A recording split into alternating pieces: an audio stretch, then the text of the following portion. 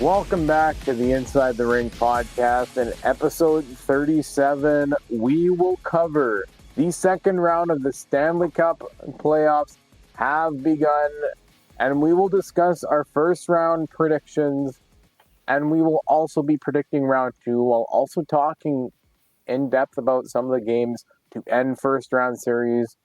But first, I want to welcome my co-host, Chris LaValle. Chris, how are you doing today? I'm fantastic. Happy to be here after a rough weekend. But we battled through and we're here to do it. Weather's treating you well? No, it's raining. Oh, It's okay. been cold and The rainy. opposite of Manitoba. So It's you supposed got to the clear up this beautiful sun. weekend.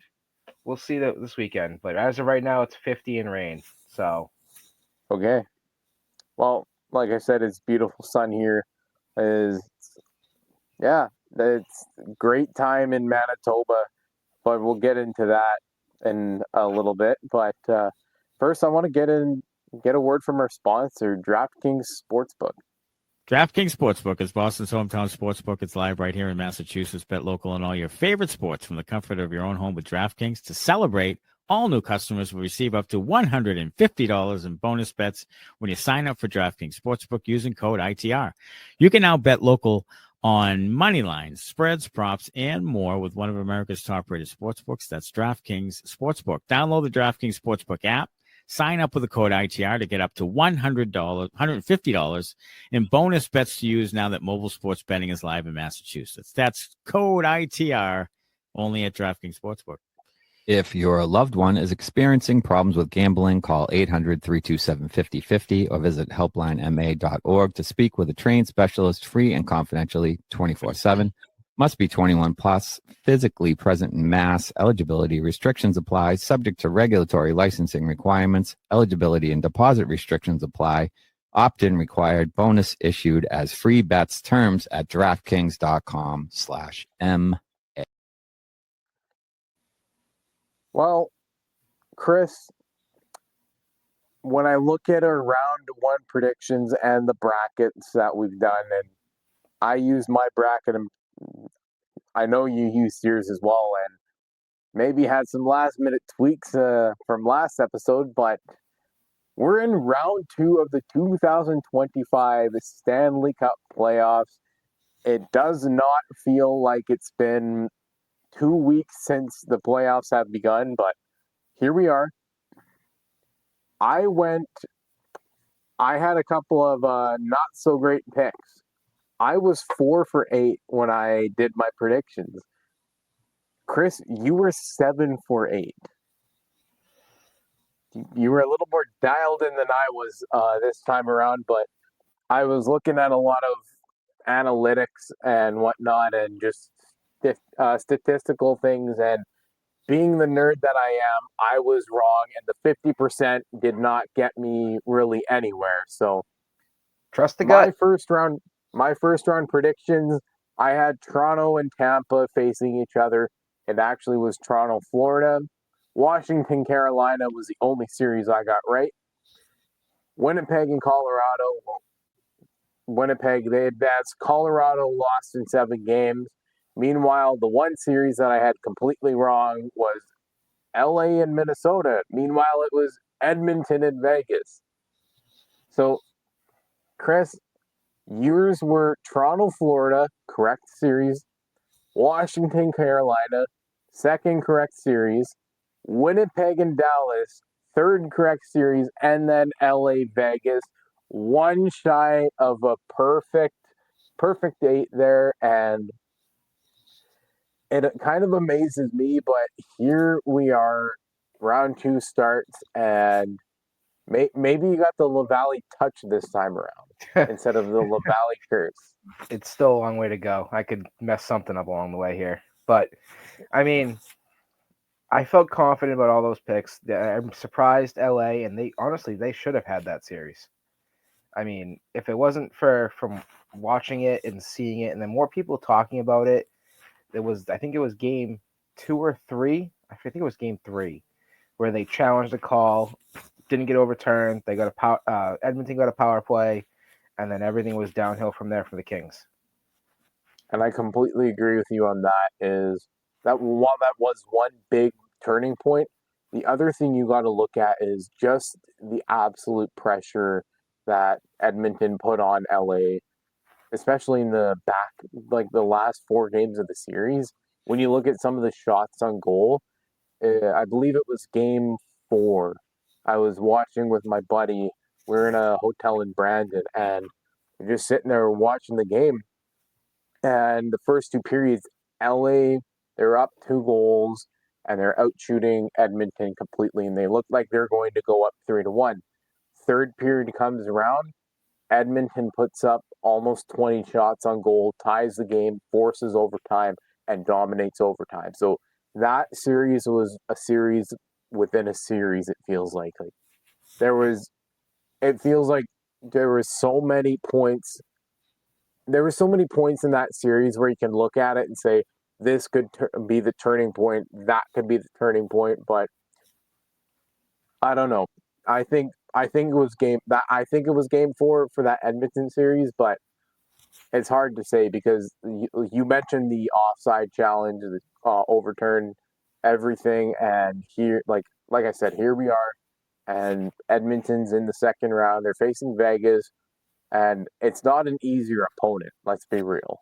No. Every playoff series, regardless of where they place in the regular season, they are not an easier opponent. Even statistically, when you predict things, I believe wholeheartedly there is no easier opponent in the Stanley Cup playoffs. Nope. Everybody plays their best hockey this time of year. And realistically, I mean, the question becomes, you won 4 straight games after making a goalie change. Now, obviously, your team showed up in different times throughout the series. Later on, like you said, that game the other night came back down 20 minutes, the last 20 minutes, and they turned it on. So I got to imagine they're not making a goalie change for this round, at No, least to and start. Calvin Pickard was confirmed starter for game one, and I I think with the situation that Edmonton is in, it would almost be a mistake to start Stuart Skinner right now, and I that's agree. almost going off of that's almost going off of one, you were showing Calvin Pickard there's no confidence in him whatsoever, and you're almost sending the message that Stu is our guy. And don't get me wrong, Stuart Skinner, he he put you on his back and took you to the Stanley Cup Finals, 15 of 16 wins, one away from hoisting Lord Stanley. But Calvin Pickard, as of right now, has been the better goaltender, and why would you not show him any confidence or faith when he came back and has played probably his best hockey in an Edmonton Oilers jersey? Why wouldn't you show him that faith? And I think that's where the Oilers were looking at game one against Vegas and gave him the nod to start game one. And if it happens where they don't perform, you're gonna have to look at Stuart Skinner for game two. And Edmonton has a 1A, 1B situation, and it's very obvious when it comes to the playoffs. I think that more so depends on how game one goes. Like if it's a 3-2 overtime loss, they're not changing the goalie. I think if it's 6-2 final, yeah, you're changing the goalie for game two. But he got you there. So I think the leash is a little bit longer on him, depending upon the outcome of the first 1-2 games. That's when they start having the conversation for a goalie change. And I find that interesting because you and I had talked in other series about goalie changes, and I was a hard no, and I stayed a hard no. I I had a few disagreements with a couple of friends when it came to Game Seven in the Jets series. Is why would you pull your number one goaltender, who's the leading favorite for the Vezina, and also the leading favorite for the Hart Trophy? Why would you pull him for a fourth game in the series? And I think when you look at it, you can also argue against me that okay, Skinner, Pickard, not on the same level as Hellebuck, but my argument would be is like, look at what look at the resume of the Oilers compared to the Jets, and I'm getting into this sphere and the comparison. I'm comparing because of the fact that when you look at goaltending wise, I preach the voodoo I preach the voodoo thing. I'm also going to say from the standpoint of the Edmonton Oilers have gotten to where they are because one, they're going to outscore anybody should they feel they uh, get to that point of play. But their goaltending, yes, not great. It shows up when they need it to, and that's Chris. I don't know about you.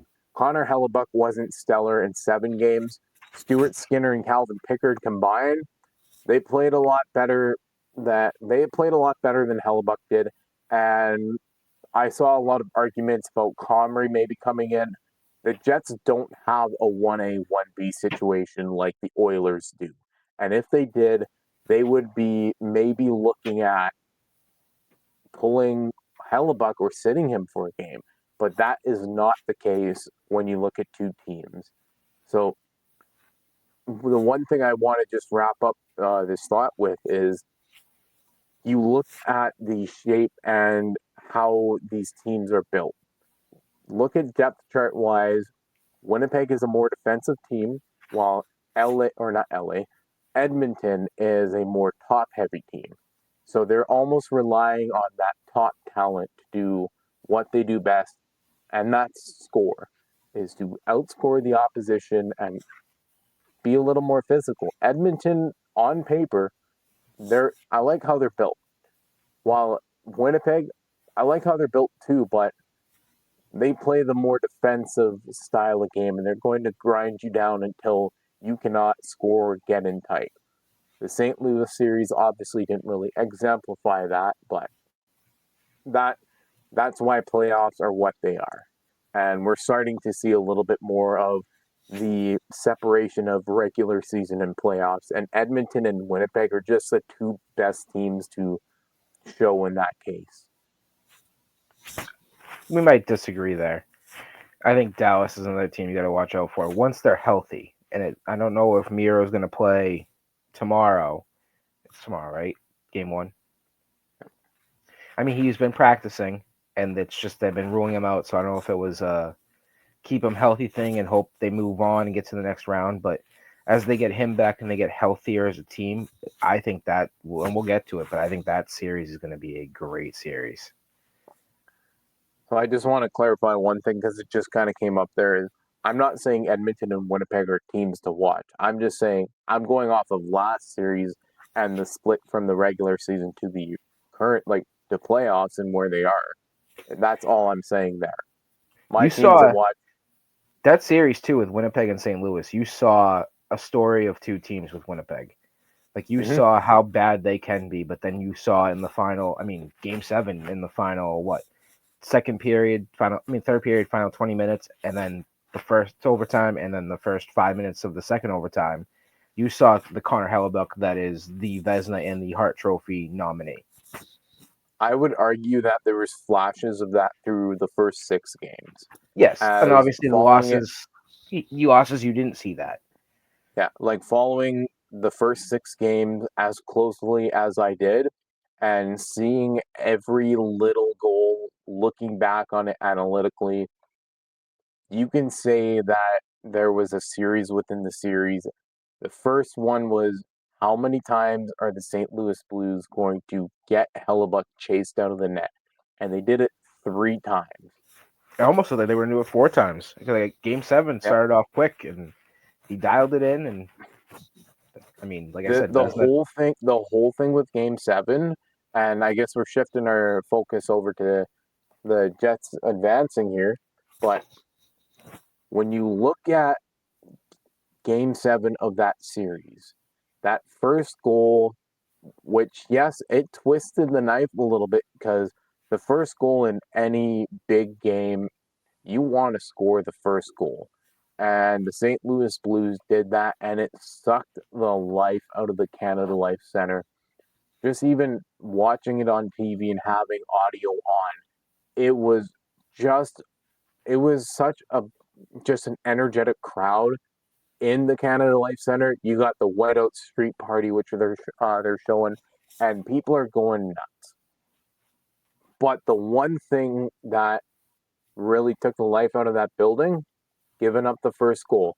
I preached it through multiple pieces throughout the series, and I was I I was adamant that if, say, Winnipeg or St. Louis want to have the best chance of winning a game, scoring the first goal will be the biggest hurdle to overcome. And St. Louis came into Game 7 on the road, no real barrier mentally, and they scored that first goal. Now you look at how things unfolded. They go up 2-0. Is that Matthew Joseph's goal? That was just a poor defensive play. You have another play later. You get a goal back, 2-1. Go down 3-1 later, and that's where all the fun starts. Down 3-1, and I've watched, from the amount of playoff hockey I've watched, Chris, you could argue that being down 3-1, even with 2 minutes left, most crowds would probably not be trying to give their team one last send off.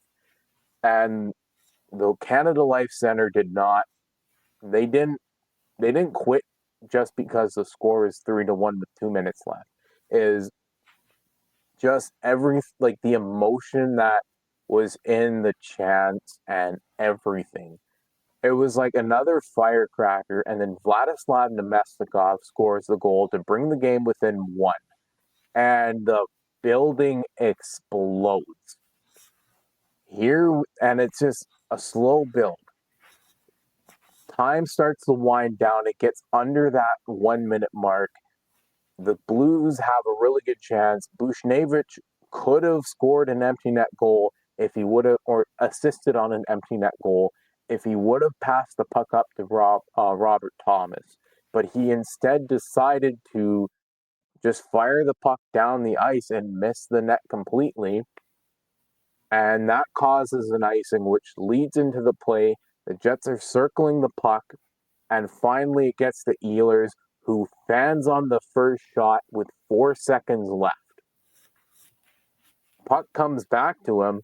He gets it over to Connor. Connor shoots it. Perfetti tips it in, and the Jets tie it and they force overtime. Any hockey fan, media person, anybody, it's energy, and it's one of those things that you look at just from an outsider, and I don't want to say insider, but like the media perspective, and you say that's a moment that like a city they'll never forget. And that, like I said, tying goal, less than 2 seconds left, I believe. Here we are. Yeah, 1.6. Yeah, 1.6. Going to double overtime, and I swore it was going 3. It was going to go 3 overtime. I swear it was going to go 3. And it felt like it. Yeah, it had that feeling that this is going to be a long night. And then Pionk takes a shot from the point. It goes off of Adam Lowry's leg, and the Jets win it. They advance to the second round of the 2025 Stanley Cup playoffs. That's one of those games. And the game the night before, and we're going to get into the Colorado series in a second, but that was one of those series that it had all the highs and lows for both teams.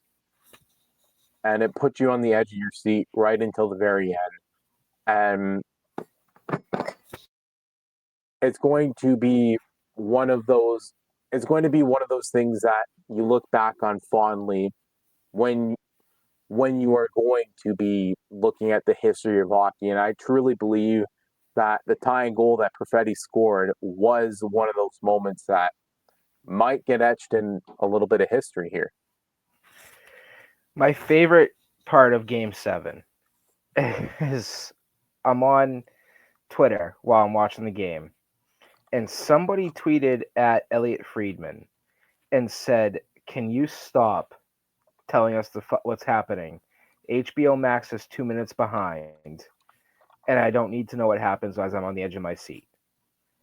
And that was me. I was watching the game on HBO, and I literally sat there when Nemestikov scored. I saw it, and I was like, so when's this goal coming? Like, I thought it was going to be right away, and never happened. And then obviously a couple minutes later, it does happen. Then I'm sitting there, and all of a sudden he tweets again. I'm like, I turned my phone over. I was like, I'm not looking at this anymore. I can't do it.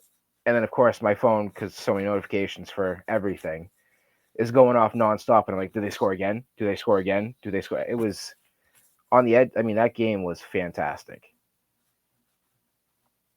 And like I said, like you don't have a bigger game than that, maybe in the franchise's history. And we'll see if there is a bigger game. But I, with the delay, it's Connor just put in the chat that the delay was because of the TNT broadcast being remote for play-by-play.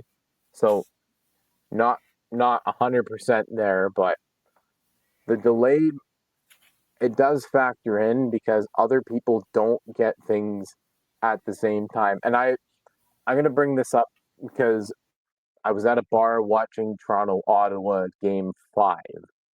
I was with my buddies right after I just graduated. Here we are. They got the CBC and the Sportsnet broadcast, 2 Canadian broadcasts, but CBC is ahead. Like I think they're ahead like a minute, minute 15 it was. And well, if you look at the game, like the clock time that's almost 25, 30 seconds of game time. So got a little bit of that in there.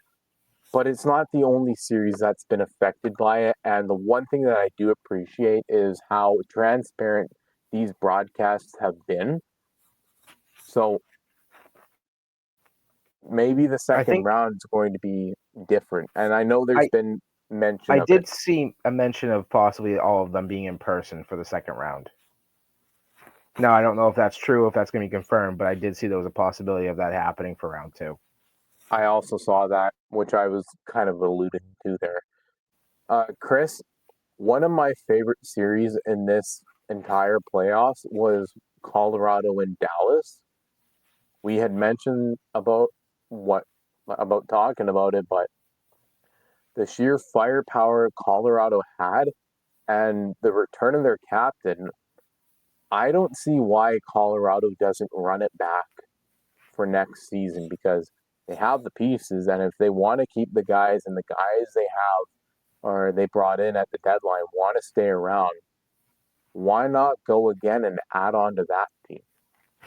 I almost want to say this series alone is going to be along the lines of what we've seen with the Oilers and Kings. Not saying the result, but I'm saying this could be a series we see 4 straight years in a row.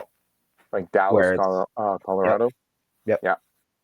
I think that could be a first-round series for 4 straight years, if not longer. I mean, it depends, obviously, what pieces they keep around in the long haul and how both teams look, but this series was fantastic. I mean, great on paper. We talked about it last week, or a couple weeks ago, we made our predictions where we said, one of those 2 teams is going to have to win 2 in a row at some point in time. And of course, the team that wins the series is the one team that won 2 in a row. Dallas won game 2 and 3. And then after that, it was the home team in every game. Yeah, and another, like when you mentioned the home team, that also reminds me with the Winnipeg series, no team went on the road. Yep. Actually, I just saw a stat. The Winnipeg apparently in their last 17 games is 16-0-1. That was heading into game 7. So take that with what you will, but maybe that continues, maybe that doesn't, and Dallas being another team that is really strong playing at home, that Winnipeg Dallas series is, if one team can take a game on the road, that's the team that wins the series. Yep. And that's what I believe, but I could be totally wrong. Maybe both teams only win on the road and Winnipeg can pick one away at home. Who knows? It's going to be a fun series, and we'll get to it in a little bit. Yeah. I just want to quickly recap a couple other ones. Toronto and Ottawa was another highlight of that first round. And once it went 6 games, I started to get a little bit nervous because watching Toronto won, because I have family members who love the team,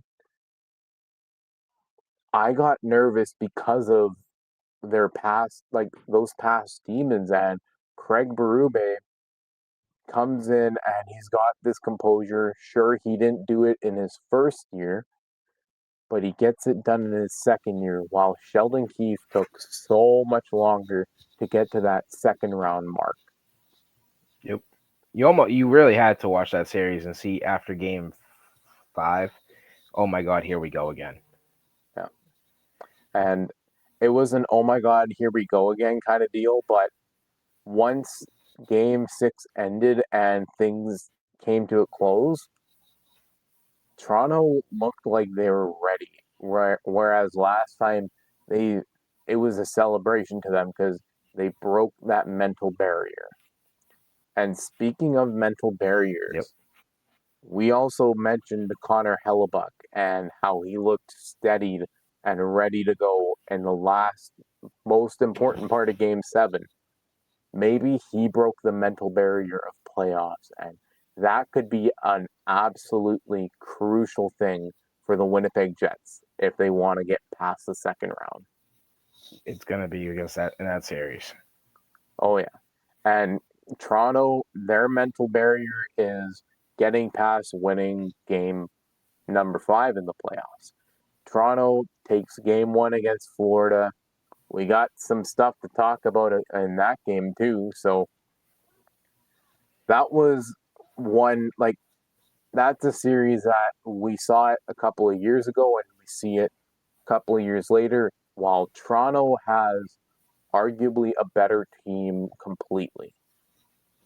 So, But for Ottawa's got something, obviously we talked about this a couple weeks ago with the start of the playoffs with Ottawa and Montreal, those teams being in the rebuild, ahead of schedule, making the playoffs. Ottawa's a team, they got 2 wins under their belt against a good Toronto team that add a couple pieces next year. They could be in the second, third spot in that division next year in a different series, different situation. Could be a good team. I think I agree with you on that, but I think the long-term outlook of the Ottawa Senators is, if, like you were saying, it getting the right guys, but you also need the right key players, like the proper fourth line role players.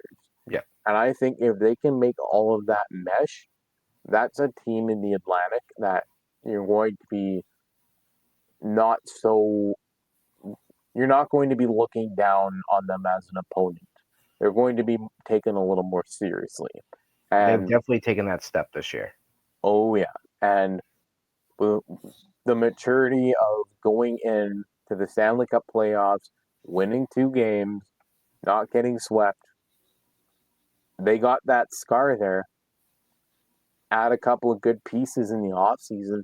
Maybe they can make another round or 2.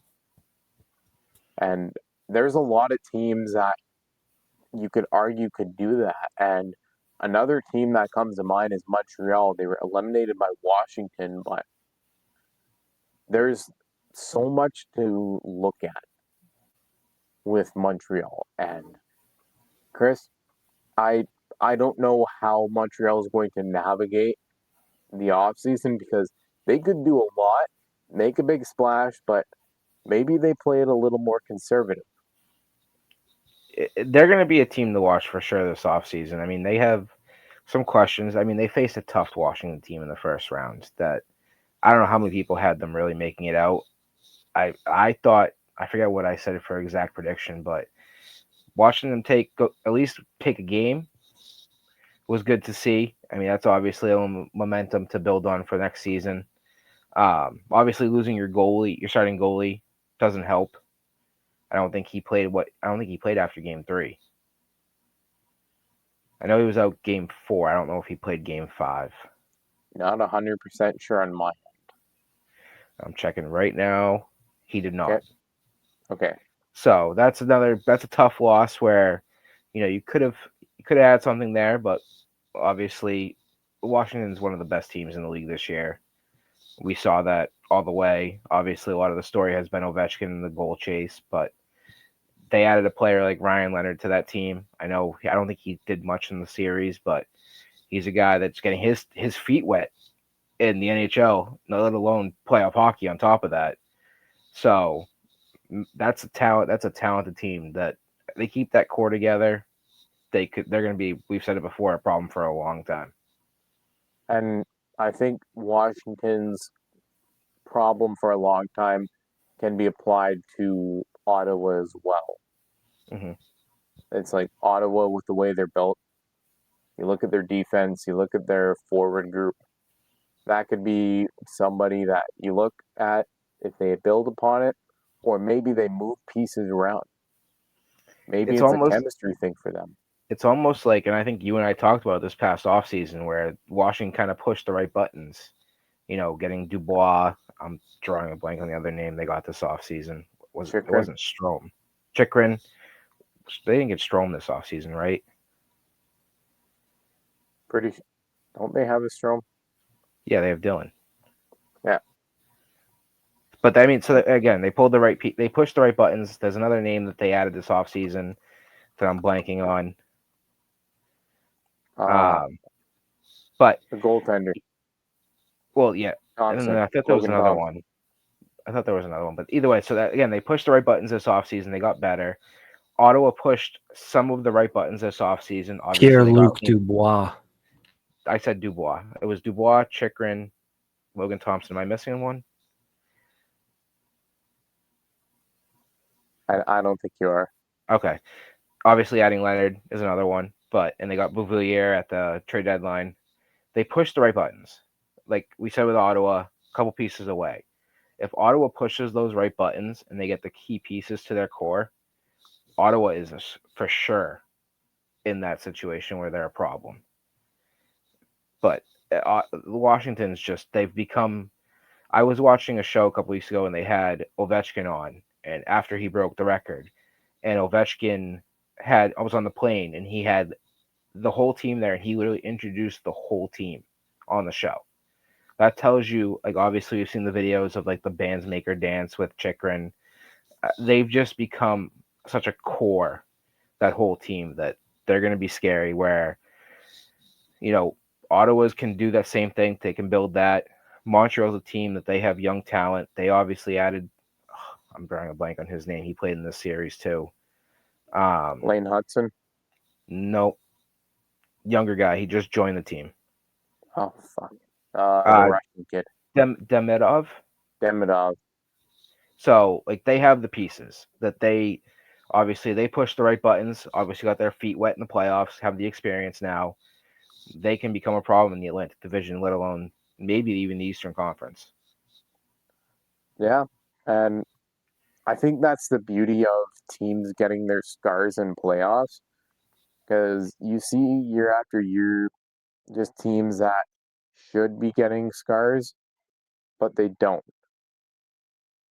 And we're at the point of the playoffs that we're starting to see that, well, if you're a team that aren't supposed to be where you are, then, well, here, like I said, it's here you are, but maybe you're doing something right for the wrong reasons. Or maybe you're doing something wrong for the right reasons. Because those playoff matchups, round 2, Toronto, Florida, Washington, Carolina, Winnipeg, Dallas, and Edmonton, Vegas. Chris,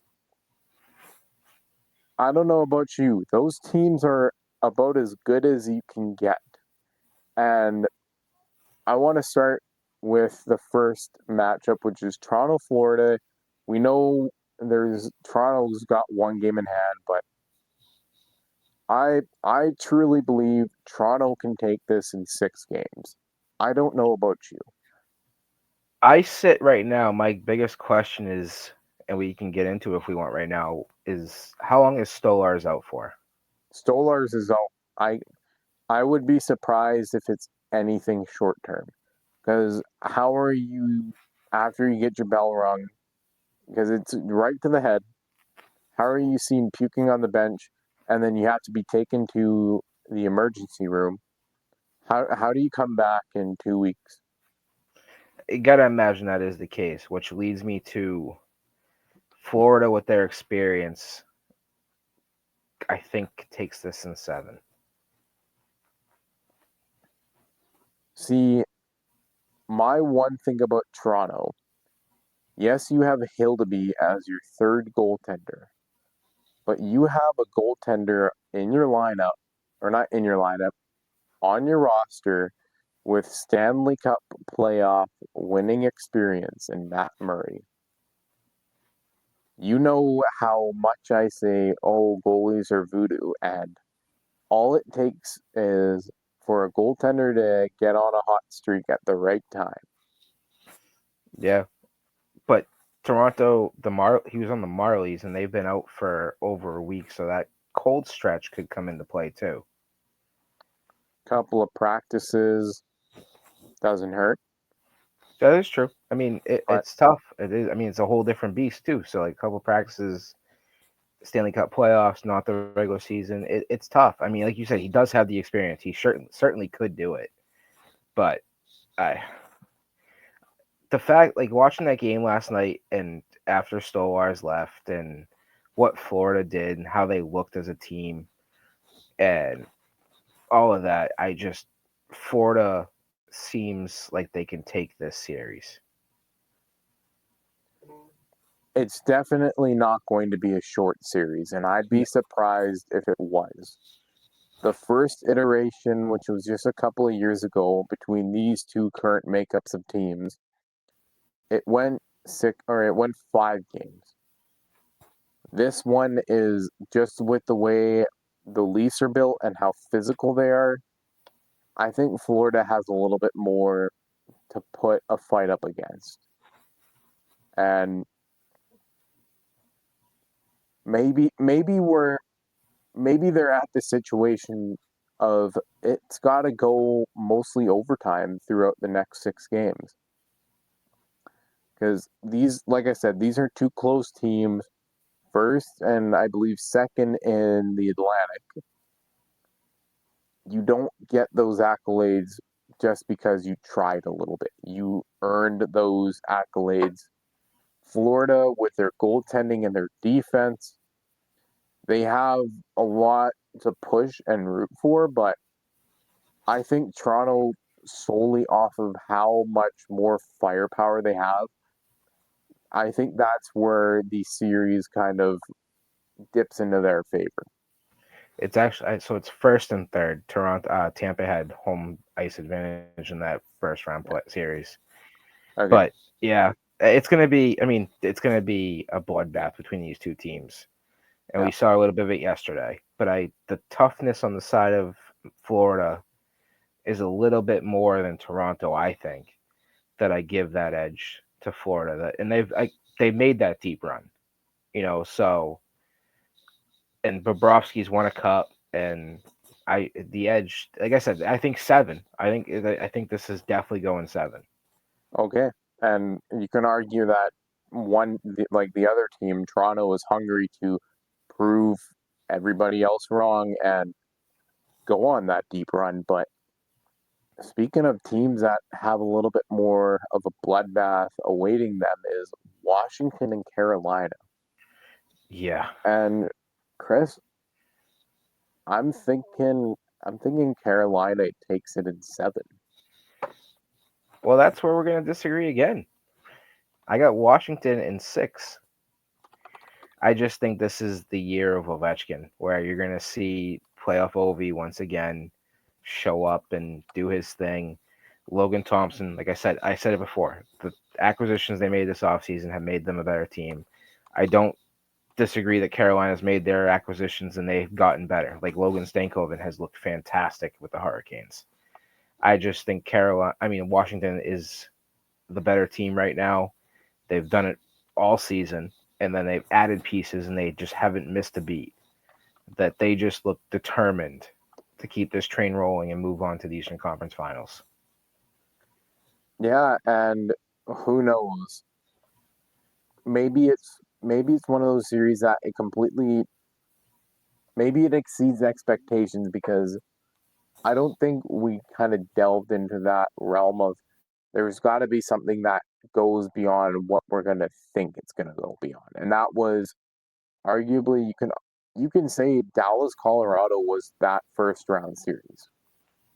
I think Yeah. that Washington Carolina series based off of how much blood and hatred there was in round 2 or not round 2 in those 2 games to end the season.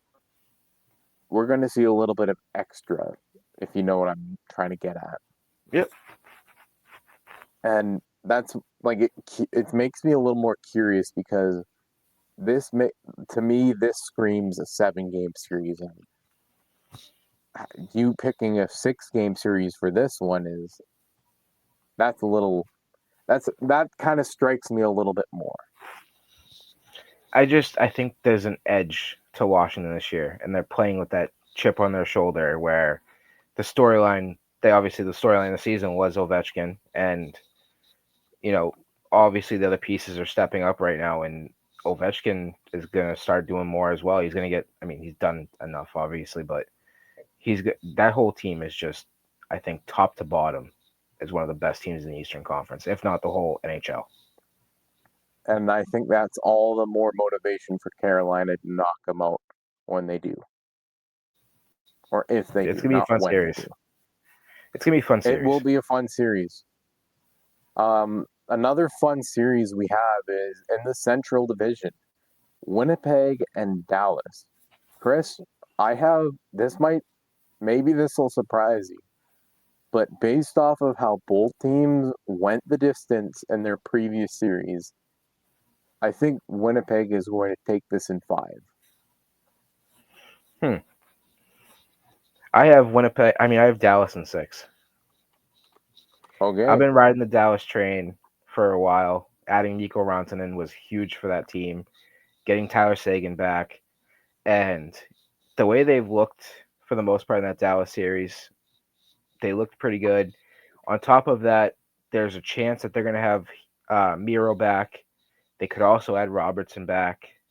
They just to be that, and Winnipeg going 7 with St. Louis. I think we said it in the first round.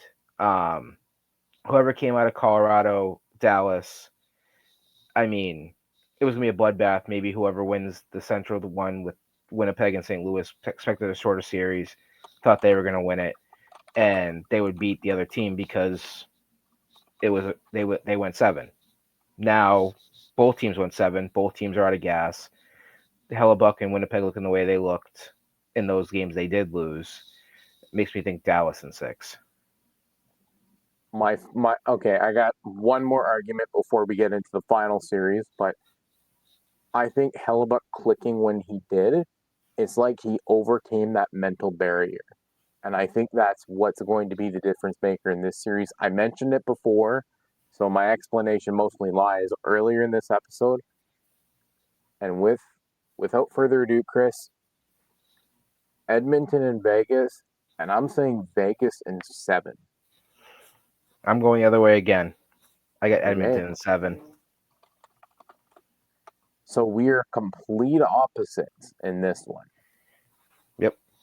I don't really have a big contradictory thing for this one because I feel this one could be going either way. This is a coin flip. That series is 100% a coin flip. And that's pretty much how it sums it up for me. Just to recap pretty quick before we close things off here, I have Leafs in 7. Chris has Panthers in 7. Or I have Leafs in 6, pardon me. I have the Hurricanes in 7. Chris has the Capitals in 6.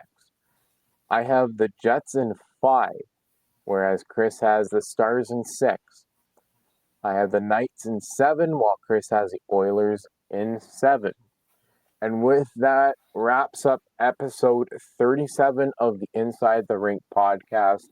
Thank you for listening, and without further ado, we will see you next week.